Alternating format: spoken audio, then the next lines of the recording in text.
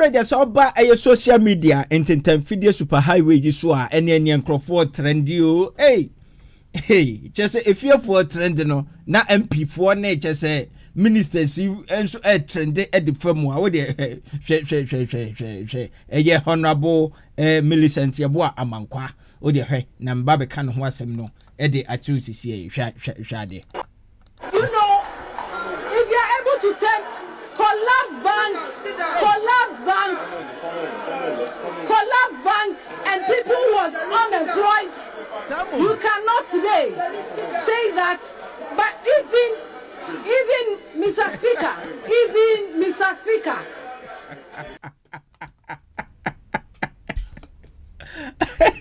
hey, Ghana for binyo.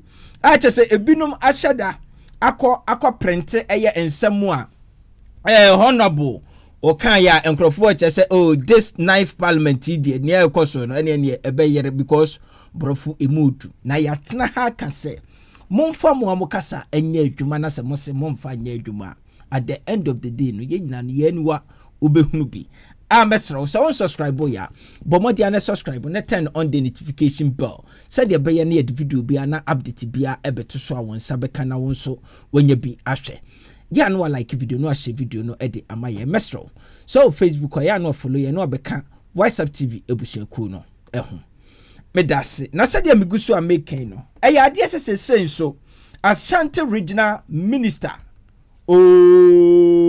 amwako hene obo adwuma papa acha say abrantie ma chances bi abededa ho no ma ehunu say ampa say anya panyinko na adwene ewo ni tirim chances na anase movement no move na waye no eye ade se mede ho asem ebre usisia enkrofo ebom nsem edema no pa e social media ententan fidie yi eso na eye minority leader Afenyo Markins ono so abeka ensem bi e de akire MPP4 se MPP4 say de obia ema adwobrewo mama bibia ankonkoda na semu obibi ene yaudie bia mama mfa anko FM so ene radio so ene TV so nkonkoka nemumnyo wode akwankyere bi amba ede mfato ho bi amema yebe wa awuram daja yedi eno so eho enkomo but answer kra na ebo awuram no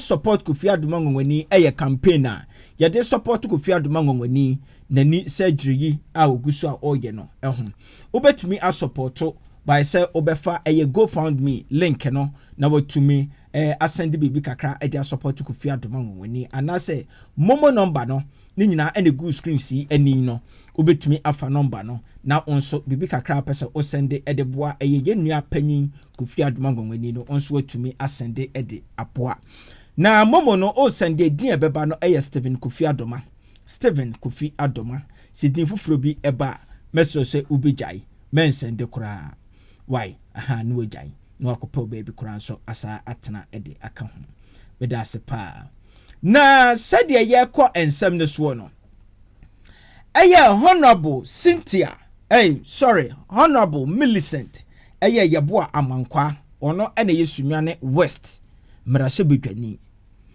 na just recently ena MPP foi make comment say NDC for omo majority but say omo dane minority all because say parliament kasa na omu frɛ obi se omra no mekasa emfiri NDC mu na ye dendenden because brofu mo du ache se omu nhunu nia omu beba abeka na ekwan bi so no kame akoye se eya yampa so ho eya yampa sana Asante achem omu mra hye bedwani eya ohere kwa mefrempon okọ Parliament House acha so okoka ni twi kama timi express na ho kama na ekame akwese in the way no se eba se NDC fo no express wo ho with local dialects na ene de utimi se ya nkrofo ho ekeka wo ho pa na ne omu kasa yie but yese mo fa ye local dialects bi emfa enye language a obi abeka no express no ho a omusi da bi Achese asem we ha adwene but ye ka na asem no eda so hye num because obi antimpo na nkampese wodi sansem no so na eno na ene Honorable Millicent Yeboah Amankwa Sunyani Central Sunyani West Emrashe Bedwani onya akonya ne se okasa na mebo full video no kra amo wodi kan amo wahwe but answer na no yanhwe transcript no edie no enwie yewie a yebetoa so na yedi nkomo edi efri honum yentie honorable ne nsamo to dwa no na yemra. If you are able, yes, you know, if you are able to tell collapse banks and people who are unemployed, you cannot today say that. But even Mr. Speaker, with determination. Yesterday, I am so surprised. My respectable colleague, he made mention that he couldn't even hear. He couldn't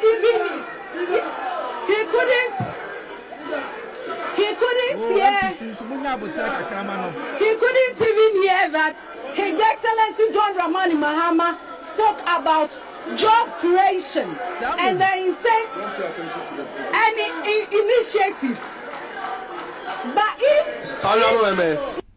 okay, eti yabeko full video no so na yakotie emu ensem na asem we say ni nyina no ejina on say NDC aban terminate omu a MPP aban efa omu after December 7th no enwumanyuma na MPP aban efa omu no NDC aban yi ba ye no ene wayi omu edi na eno ho nkomo ena no omu dia ene utimi se ade twetwere Oba Millicent Yeboah Amankwa ne bopa minim say yehu say your first time or said you I don't actually know but mebo video no ede achro kra naja yakọ akutie full video no mu ensem na Ashanti regional minister honorable Amoakohene waye move bi na move na waye no eno ene da wo screen di ani. According to TV3 omu post omu debe tu dwa no omu chese Ashanti regional minister Dr. Frank Amoakohene bans the sales of dynamite in the middle of the town. Eti on see a video efa dunkwa your friends say konongo odumas nye dunkwa konongo odumuase explosion bi a ekoso ewo ho na store bi a omotonton mining ho noma na mining ne galamsey ho noma no yenim se dynamite no ka ho bi a no na omode papai abo na se mepo ene ade etititi sa no na se wo hwe video na ye no a concerning accident ana se sa ejahehye na ewiase ebinum afamu awu no eho a ade se said the explosions no esi ekoso no na ano eden papa ni nyina ne said na dynamite ebi ewo store nim na eno na after say incidents no esi wiye no Ashanti regional minister etumi akobia honom na okoye no watumi a make statement ewo honom kire say no konongo odumase honom no enya de se obetwe anase obehwe se obi ebebie store a yetonton sa minen ho noma dynamite no especially dynamite no ebi ewo town ni mu nemum no omu ebeton outskirts a che se omu ebeyi baby e de ama wo mu na omu akoton na sa ensem we se ba ye na nkrofo che se Dr. Frank Amoakohene why very very nice move. Now before this issue no krano na anamonwa Dr. Amoakohene or adwuma wo bon why one of the MPs na me penasem because on pekasa te say NDC phobia MPs ni bia omo di omo nsa be point na ye problem ni na we na MPP there be on pekasa but move na oye no mean to me enyina ha say en sign it 100% by the met me aka say o ya de no onkoso no mo adwuma pa emfa mo asanteman ene Ghana eman ache say asem we na aba betodwa no onso betumi ede wadwenkyere ato comment section no ase say move we ya Dr. Frank Amoako hene ede aba betodwa no wani je ho na eye ne kwan so no anase nye ne kwan so eno no obetumi adrop comment no ede ato comment section no ase ne yedi enkomo ede efri honum on the 6th of March ade say Dr. Frank Amoako hene etumi ebo modern ene kumase edwa no omo aye cleaning papa me sa ade no men support because KM for ewo honum o say omo edi omo nsa eye adwuma because etua omo ka so ho eni kwan say mo gada marketers no ene nkrofo ne koye sa adwuma no there be mama wo mo Jesus ka no enye sa adwuma no but me man thumbs up wa ya ade pa yakoya nimu a eye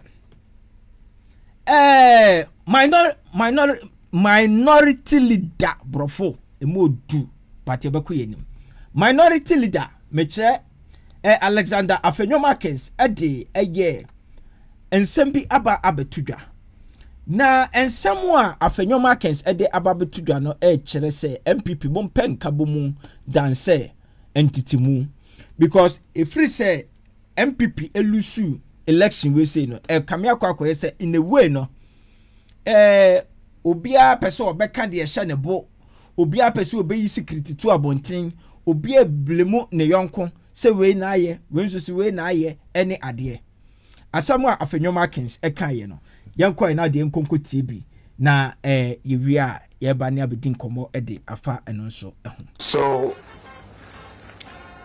this morning I have a simple message to all of us MPP members.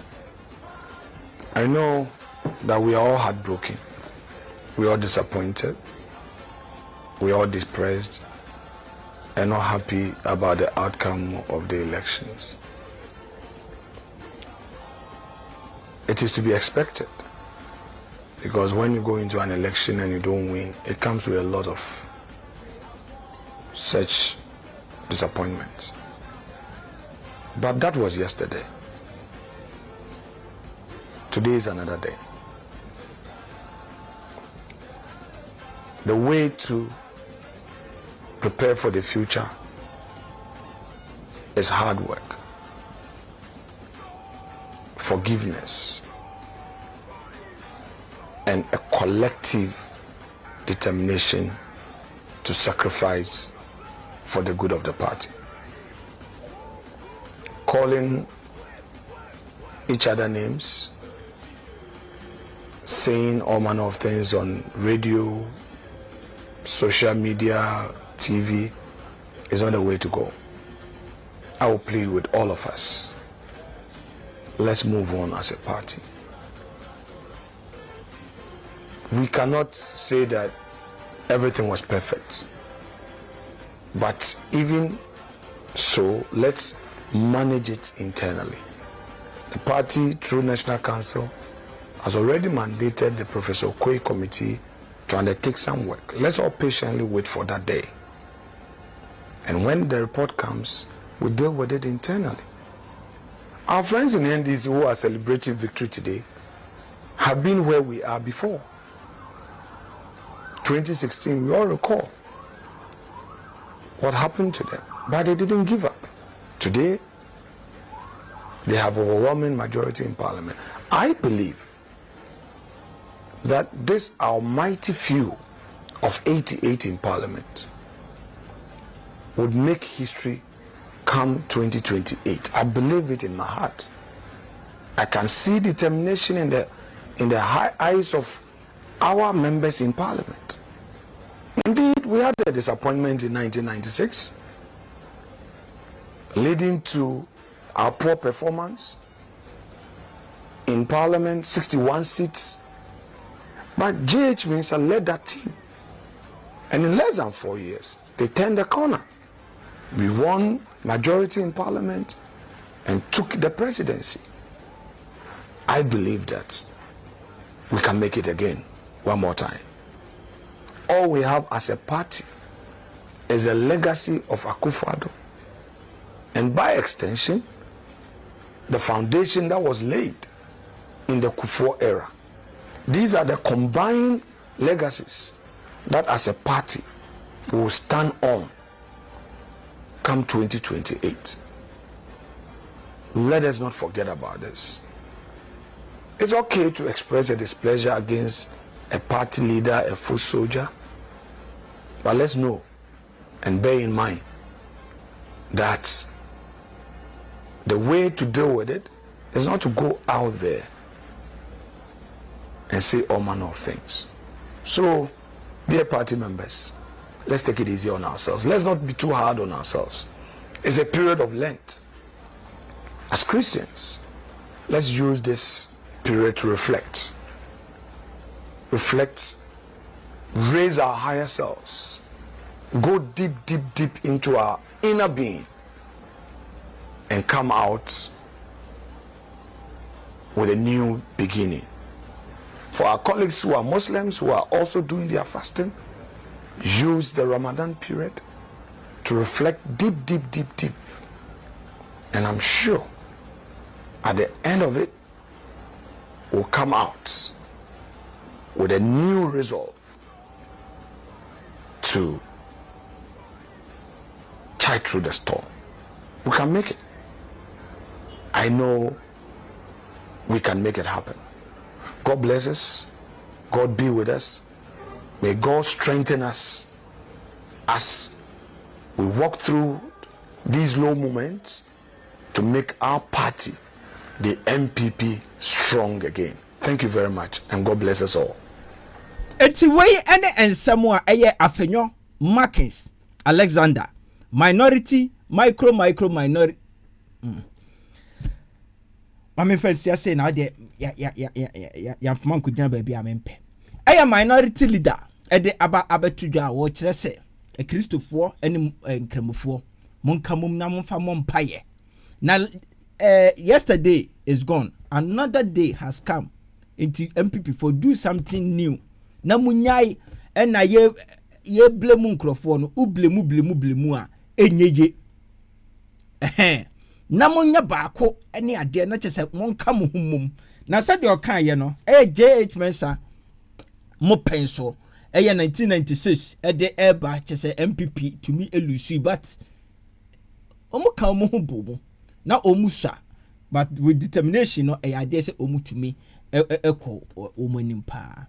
Coming 2028 Ewrade ya adom na nkwane ahoden ewu mu a na yenso adom no ebisu yenso na adwene mu da hofan ya Afenyo Markins kase odigidi kase ovem pa se obetumi ene MPP fo no asa abefa Ghana akodwa no atena so bio na num na keka no na otiti anase ugidi se it is still possible.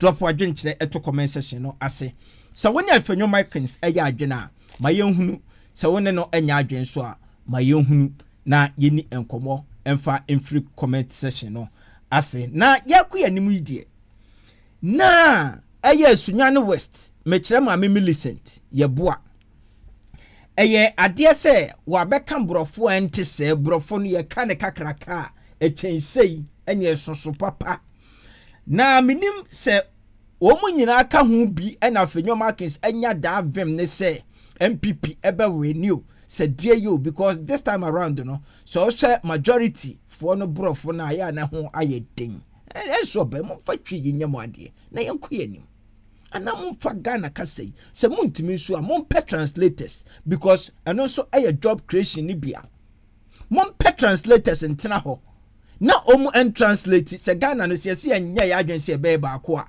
enya munya ne samfa maye se de be ya obi ba wo kasa obehunu de wo ka na kwan bi so no ankoye se sabi ye heli obi kasa mpo echen ya kasa ama in the way no hu ne se nia won tumi nka ne ye no ye buli no enya adepa because yankasa de kasa no ebia eye kasa bia yanti bida but as a minister no ena eye enwanwa as a minister your friend say as a MP no ena eye enwanwa so because MP for the mo chese mo na mo bu degree ahodo na kwa kakabrofu we say yesterday I am yesterday nye I am yesterday I was ache say any oba social media yiso a Mame Honorable Millicent Yeboah Amankwa eye Sunyane West omumra hyebedwani o trend papa yankwa na afa yempia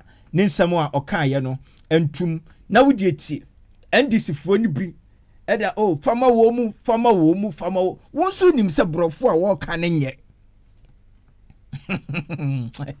nipa nyo nipa nyo enipa nyɛ yɛtie ni nsɛm na afei no ya na the comment nso ato comment section no ase na kyese yetumi edi enkomo edi free eye nsɛm no nso emu yes ye kɔ ne nsɛm no sisie very good if you are able to you know if you are able to tell collapse banks and people who was unemployed, you cannot today say that. But even Mr. Speaker, with determination, it was legally right, as Honorable James Agaga said earlier on. As I continue, yesterday, I am happy that the Honorable Oponkoma is here. Yesterday, I am so surprised. My respectable colleague, he made mention that he couldn't even hear. He couldn't even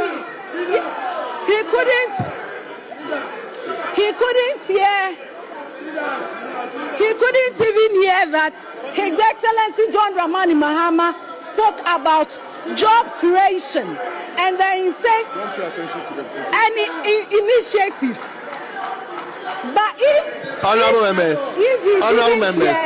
I want to help honorable members, please, we lay down the rules. Your name is so sweet. Don't worry. Your name is so sweet. Mr. Speaker, he made mention clearly that he didn't hear His Excellency John Dramani Mahama talking about job creation initiatives. But you know, sometimes I remember when I wasn't in Parliament. And I used to listen to Sona. I sometimes do not get captured about these things. But today, per the Constitution, His Excellency John Dramani Mahama delivered perfectly the constitutional rights. And Mr. Speaker, if he didn't hear, maybe because it took like an hour or half, and so I will help him. Under the job creation, he made mention a Jumarua program, which supports 2,000 youth employment annually with training, capacity, and mentorship. The National Apprenticeship Program target 10,000 youth with skills training and setup kits. Okada or motorcycle transport reformed, introducing the electric motorcycle under the high purchase scheme. 1 million coded program, the youth training in digital skills, coding, web development, digital marketing. These are few that I made mention of. Mr. Speaker, that Swami MP, when he was talking about mining, I am so surprised he had the effrontery to talk about mining. Honorable. Mr. Speaker. Honorable.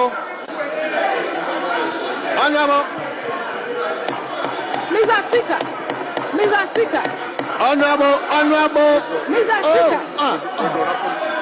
Honorable member, please. Withdraw that statement. Mr. That Speaker, word. I am guided. I withdraw. Withdraw that word. Mr. Speaker, I am guided. I withdraw. Mr. Speaker, when you was talking about it, I was waiting. I have asked her to withdraw. Yes, she has withdrawn.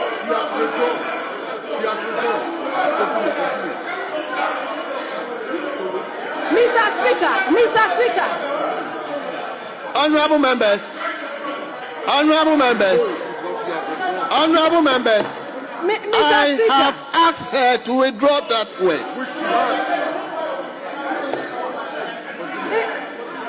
Don't worry.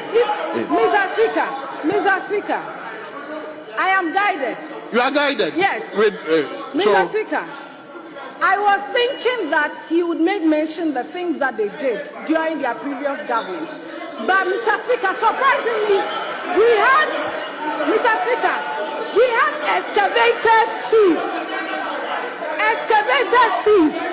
Mr. Speaker, instead of you looking at these mining communities, Honorable members, I asked her to withdraw, and he has withdrawn. So, Mr. Speaker,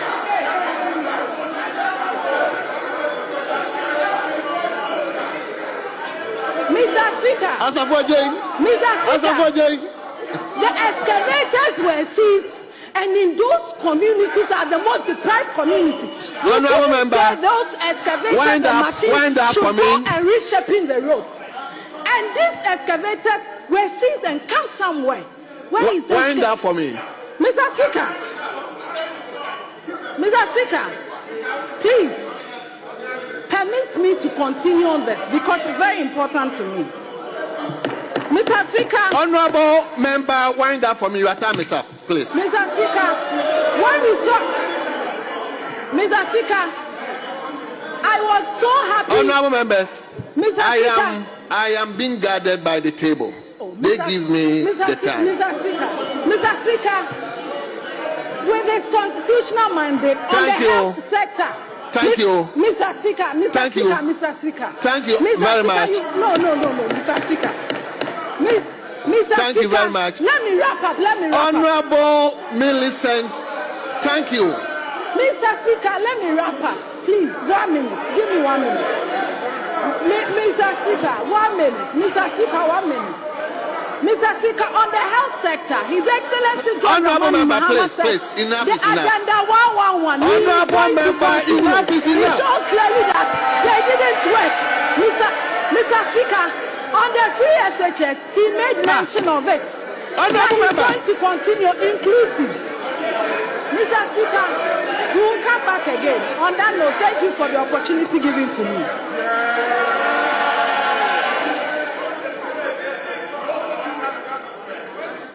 Eti na chese wei ene ensemu a chese esi ya ene brofui so kan brofu na wuti na ye prominent person a o pesa o justify o na bibia koso kama but ade no eye noko a chese NDC fo